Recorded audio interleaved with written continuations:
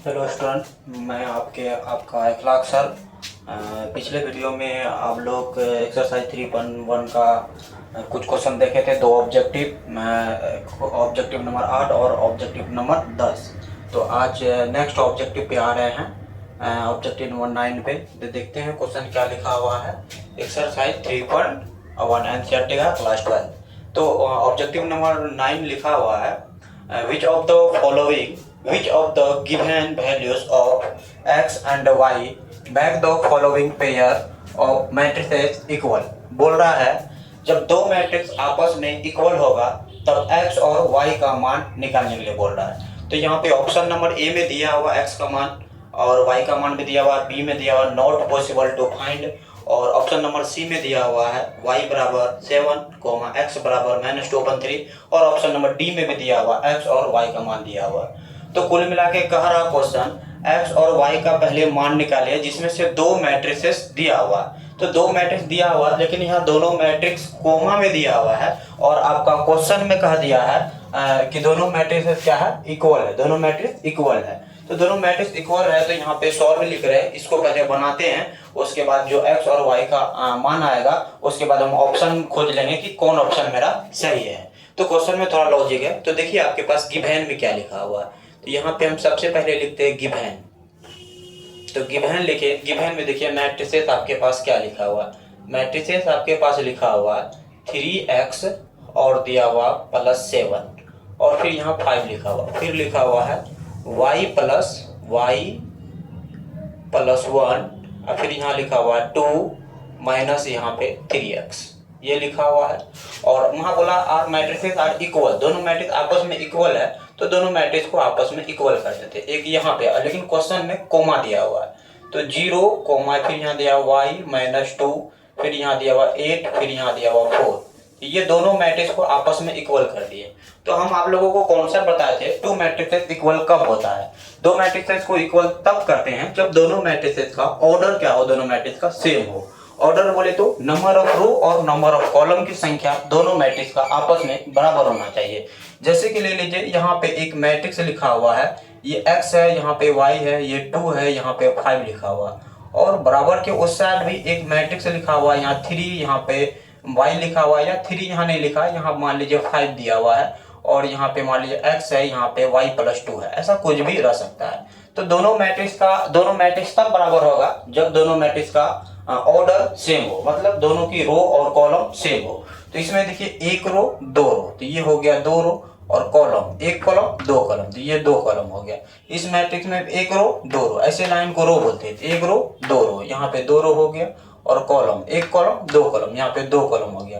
तो दोनों मैट्रिक्स का जब ऑर्डर सेम है, जब दोनों मैट्रिक्स का ऑर्डर सेम है, तो दोनों मैट्रिक्स को क्या बोल सकते हैं हम, इक्वलिटी ऑफ टू मैट्रिक्स। ये संभव है, दोनों मैट्रिक्स आपस में बराबर हो सकता है, ये रूल कहता है। तो दोनों मैट्रिक्स को बराबर करने का रूल होता है जब दोनों का ऑर्डर सेम हो जाए तो आमने सामने का एलिमेंट बराबर हो जाता है। जैसे कि यहाँ पे 3 है और यहाँ पे x है और यहाँ पे 3 है, तो x बराबर 3 हो जाएगा, और यहाँ 2 है, यहाँ x है, तो ये 2 बराबर y हो जाएगा। मतलब 2 बराबर यहाँ पे कितना हो जाएगा, x हो जाएगा। मतलब इनका दूसरा लाइन का पहला एलिमेंट, तो यहाँ पे दूसरा लाइन का पहला एलिमेंट लेंगे, और यहाँ पे पहला लाइन का पहला एलिमेंट लेंगे, इस मैट्रिक्स का भी पहला लाइन का पहला एलिमेंट लेंगे। तो ये दोनों का इक्वलिटी ऑफ टू मैट्रिक्स का रूल ये होता है। उसी प्रकार से यहाँ पे हम x और y का मान निकाल रहे हैं, तो यहाँ पे देखिए लिखा हुआ 3x + 7 और इधर लिखा हुआ 0। तो इक्वलिटी ऑफ टू मैट्रिक्स का रूल लगाएंगे, तो यहाँ पे हम क्या करेंगे, इसको हम लेके चलेंगे। ये लिखा हुआ 3x + यहाँ पे 7 लिखा, इक्वल यहाँ पे क्या हो गया 0। तो इससे हम क्या करेंगे, एक x का मान निकाल लेंगे।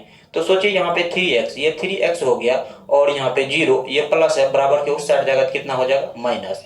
तो कुल मिला के मेरा मान निकलेगा 3x बराबर, यहाँ पे 0 में 7 घटाएंगे तो -7 होगा, और यहाँ पे हम आ जाएंगे x बराबर मेरा निकल जाएगा -7 अपॉन यहाँ पे 3 निकल जाएगा।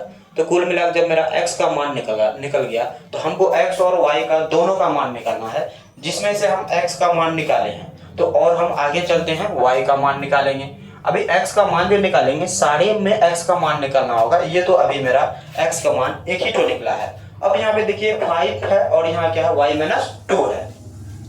जैसे इनका पहला एलिमेंट और इनका पहला एलिमेंट के साथ बराबर किए, उसी प्रकार से इनका दूसरा पहला लाइन का दूसरा एलिमेंट यहाँ पे, इस मैट्रिक्स का भी पहला लाइन का दूसरा एलिमेंट ये, तो ये दोनों को आपस में फिर बराबर करेंगे, ये रूल होता है। तो यहाँ पे देखिए लिखा हुआ है, फिर यहाँ पे हम चलेंगे तो यहाँ पे क्या लिखा हुआ 5, ये लिखा हुआ 5 और बराबर, और इनका भी दूसरा लेंगे तो यहाँ लिखा हुआ y-2 लिखा हुआ है। तो सोचिए अब हम क्या करेंगे, इक्वलिटी ऑफ टू मैट्रिसेस का रूल लगाएंगे। अब इससे y का मान निकालेंगे, तो इसको हम लिख सकते हैं y माइनस यहाँ पे 2, y माइनस यहाँ पे 2 लिख देंगे और इधर हम 5 लिख देंगे। तो इस सिचुएशन में हम क्या करेंगे, y का मान निकाल लेंगे। तो बोलिए यहाँ y बराबर लिखा हुआ है, ये 5 और ये माइनस बराबर के उस साइड जाएगा तो प्लस में हो जाएगा। तो कुल मिला के ये y बराबर कितना निकल गया, 7 निकल गया। तो क्या यहाँ पे हम निष्कर्ष देखें, मेरा x का मान निकला है -7/3 और y का मान निकला है 7। तो यहाँ पे देखिए और हमको x का मान निकला है, यहाँ भी y है और यहाँ भी y है, ये सब का भी मान पहले निकालना होगा, उसके बाद हम कैलकुलेशन करेंगे, तब हम ऑप्शन पे आएंगे। अभी तो एक x का यहाँ पे मान निकाले और एक y का मान निकाले। अभी मेरे पास दूसरा लाइन को भी बराबर करने के लिए है, तो यहाँ पे लिखा हुआ y+1 और यहाँ लिखा हुआ 8, तो इस दोनों को भी हम फिर बराबर करेंगे। इधर वाले का पहला लाइन लेंगे, यहाँ पे y+1 और बराबर उस मैट्रिक्स का भी पहला लेंगे, दूसरा लाइन का पहला एलिमेंट, तो इसमें भी दूसरा लाइन का पहला एलिमेंट, तो y+1 और इधर कितना हो जाएगा, 8 हो जाएगा। तो कुल मिला के देखिए यहाँ पे y बराबर, ये प्लस में है, बराबर के उस साइड जाएगा क्या हो जाएगा, माइनस में, ये 8 माइनस यहाँ पे 1 हो जाएगा, रूल होता है। तो यहाँ पे भी y का मान कितना निकला, 7। तो आप देखिए दोनों सिचुएशन में y का मान सेम निकला, यहाँ पे भी y का मान 7 और यहाँ पे भी y का मान 7, और x का मान देखिए, यहाँ से x का मान आपका -7/3 आया और एक जगह और x बचा हुआ, उस जगह देखते हैं x का मान मेरा क्या आ रहा है। तो यहाँ पे x का मान फिर निकालते हैं, देखते हैं मेरा x का मान क्या आ रहा है। तो इसको अब देखिए, ये दूसरा लाइन का दूसरा एलिमेंट, तो इस मैट्रिक्स में भी दूसरा लाइन का दूसरा एलिमेंट लेंगे, ये दोनों को आपस में बराबर करेंगे क्योंकि रूल ही कहता है यहाँ पे बराबर। तो ये लिखा हुआ है 2x, क्या लिखा हुआ देखिए, तो 2 माइनस यहाँ पे लिखा हुआ 3x, 2 माइनस 3x इक्वल, और ये किसके साथ बराबर करेंगे, 4 के साथ बराबर करेंगे, तो यहाँ पे 4 हो जाएगा। अब देखिए ये लिखा हुआ 2 माइनस यहाँ पे 3x, अगर ये हम 3 ये 2 को यहाँ पे रखेंगे और ये 4 को बराबर के साथ लेते आएंगे तो -4 हो जाएगा, क्योंकि इसका आगे प्लस है, और ये -3 को बराबर के साथ लग जाएंगे तो ये +3 हो जाएगा। तो कुल मिला के यहाँ पे मेरा घटने के बाद रिजल्ट आ जाएगा -2 और यहाँ पे आ जाएगा 3x हो जाएगा। तो इसको हम फिर से लिख सकते हैं, यहाँ पे इधर 3x और उधर हम -2 लिख देंगे, तो क्या कोई प्रॉब्लम होगा, कोई प्रॉब्लम नहीं होगा। अब देखिए ये 3 मल्टीप्लीकेशन में है, बराबर के उस साइड लेके जाएंगे तो ये डिवाइड में हो जाएगा और -2/3 हो जाएगा। तो अब इस सिचुएशन में देखिए मेरा x का मान डिफरेंट आ गया, यहाँ पे x का मान -7/3 आया और यहाँ पे x का मान -2/3 आया।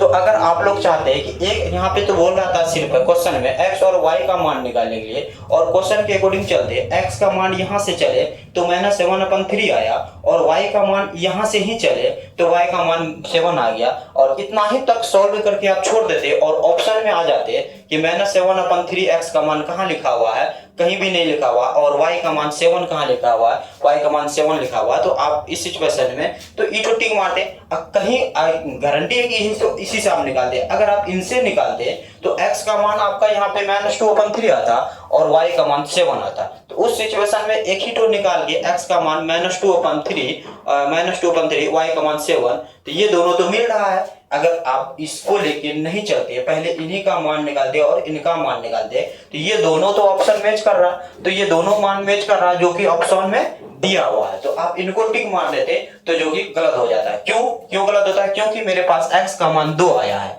तो यहाँ पे आप लिख सकते हैं हैंस में, देखिए HENC, हैंस का मतलब होता है अतः x का मान मेरा आया है, 2 मान आया, एक आया है -7 यहाँ पे 3 -2 यहाँ कितना आया 3, और आपका y का मान फिर 2 आया है, लेकिन दोनों सिचुएशन में y का मान सेम है, यहाँ पे 7 है यहाँ पे 7 है। तो आप देख रहे हैं x का मान मेरा डिफरेंट आया है, लेकिन y का मान मेरा क्या आया है, सेम आया है। तो x का मान डिफरेंट डिफरेंट है तो दोनों अलग अलग हो गया।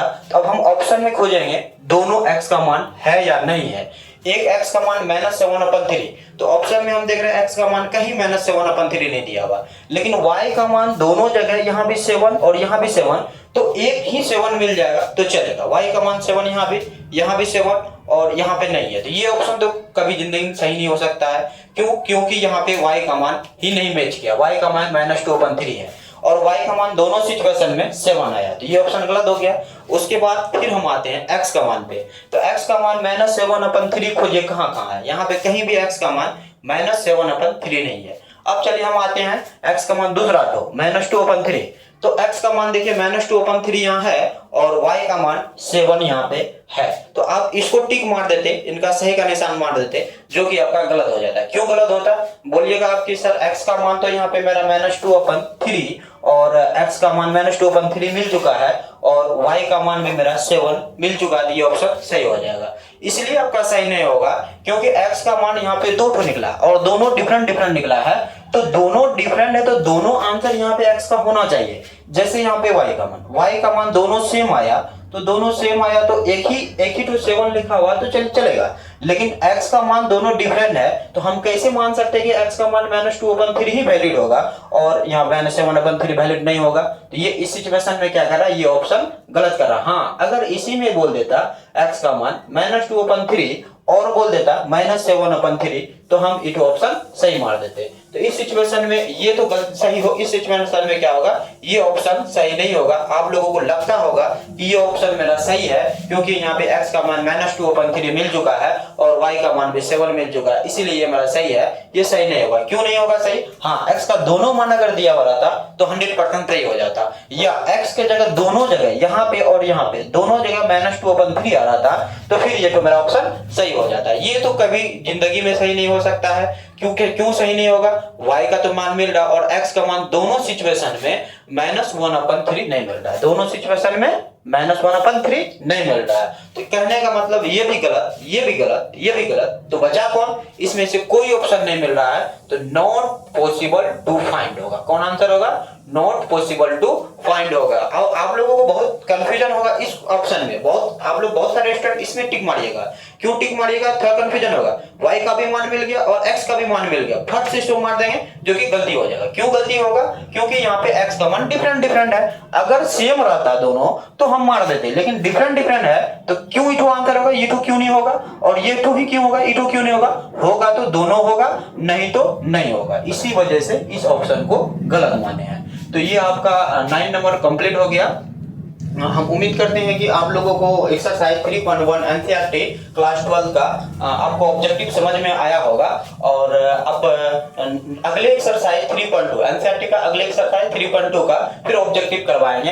तो ये एक्सरसाइज मैट्रिक्स चैप्टर का 3.1 का 3 ऑब्जेक्टिव था। 3 ऑब्जेक्टिव में पिछले वीडियो में 2 ऑब्जेक्टिव को क्लियर कर चुके हैं और इस वीडियो में एक ऑब्जेक्टिव क्लियर कर चुके हैं। अब नेक्स्ट वीडियो में आपका जो है क्या होगा, अगले एक्सरसाइज 3.2 का सॉल्यूशन कराया जाएगा, वो ऑब्जेक्टिव का। और आप लोग थोड़ा सा देख लीजिएगा, जहां पे जो प्रॉब्लम हो कमेंट में बता दीजिएगा। थोड़ा सा आप लोग को सब्सक्राइब करना पड़ेगा, क्योंकि आप लोग अगर इस प्रकार से सपोर्ट कीजिएगा तो हम नेक्स्ट वीडियो भी लाते रहेंगे और इससे भी बेहतर ढंग से वीडियो बनाएंगे। अभी तो ऑनलाइन में मेरा समझिए कि स्टार्टिंग है और ऑफलाइन तो बहुत बेहतर ढंग से चल ही रहा है, क्योंकि ऑनलाइन में अभी आए हैं तो बहुत सारी गलतियां होगी और धीरे धीरे सुधार होगा। तो आप लोग अगर लाइक कीजिएगा, सब्सक्राइब कीजिएगा और अपने दोस्तों के भी शेयर कीजिएगा, तो हमको क्या मिलेगा, अंदर से मोटिवेशनल मिलेगा और हमको दोगुना जोश से मेहनत करने का क्षमता पैदा होगा। हम दोगुना मेहनत से आप लोगों को अगले वीडियो को इससे बेहतर ढंग से समझाने का कोशिश करेंगे। जब आप वो वैसा नहीं कीजिएगा तो धीरे धीरे हम डीमोटिवेट होकर ऑनलाइन में वीडियो ही डालना छोड़ देंगे। अगर आप लोगों का प्यार सपोर्ट रहेगा, जैसे आप लोग ऑफलाइन में करते हैं वैसा ही अगर ऑनलाइन में रहा, तो धीरे धीरे करके सारे एनसीईआरटी के जितने भी क्वेश्चन हो, वॉल्यूम 1 और वॉल्यूम 2 क्लास 12 का सारे एक्सरसाइज का छोटा छोटा वीडियो बना के सारे वीडियो को यूट्यूब में अपलोड कर दिया जाएगा और भविष्य में हो सकता है तो कैसेना को भी अपलोड किया जाएगा। तो आप लोग सपोर्ट कीजिएगा, तभी मेरा मोटिवेशनल होगा, हम मोटिवेट होंगे और दोगुना जोश से आपका वीडियो बना सकेंगे, नहीं तो फिर दिक्कत होगी। यहीं तक रहेगा।